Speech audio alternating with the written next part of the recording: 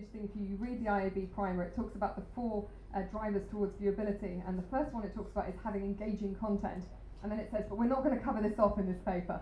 And I felt that spoke volumes, because there's a real disconnect sometimes, it feels, between the creative part of our industry and the ad tech part of the industry and the media distribution. And I know we feel really strongly about this. You need awesome creatives, awesome videos that people want to watch and share and talk about, and then that drives value for the user as well as for the publisher. I'd love to know how you think about quality and the quality of content. Do you have any ways that you measure it? Because you think about the quality of your editorial content all day long. You obsess about it. You have whole teams that want to make sure you have the best content for moviegoers, for video lovers, for people who are watching the markets. And to what extent do you take those principles and apply them to your advertising? And does this become more relevant now that native is becoming a much more significant revenue stream? Who wants to kick us off?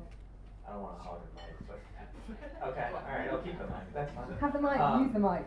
So we look at our audience data all the time. So that means that every article that we have posted on the site, we are looking at daily reporting, which we don't have a person polling, we have a machine that does it for us.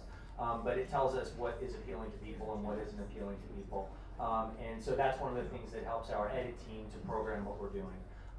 That sort of data informs what we take to advertisers and to tell them what we think that our readers want to see. And so that's a good cycle that keeps things going, and we know that we're still appealing to people. We're trying our best to stay away from just taking content and shoving it in people's faces and asking them to look at it, because we know that we're not going to see clicks to this native content, and it's really not good for the users, not good for us either. So I'll let somebody else talk. On our side, we apply the same mechanism to push to the user the videos he likes based on what he used to watch. This same mechanism, we use it to sell it to advertisers. So we sell, we're really user-centric. So the videos that the user liked, we will know the profile of the user, and this is what we're gonna push to the advertiser to. So we're gonna say, okay, this user, this is the type of videos he watched, and this is what he likes. And this is how we think this user can be interesting for you based on all the history of the videos he watched. Yeah, to add to some of the things we talked about here, I'd say the key thing that we think from sort of native content engagement is that we actually have, I'm sure you guys see this too, there's often a disconnect between like the content or messaging that a brand wants to push and what we know like our audiences want to read.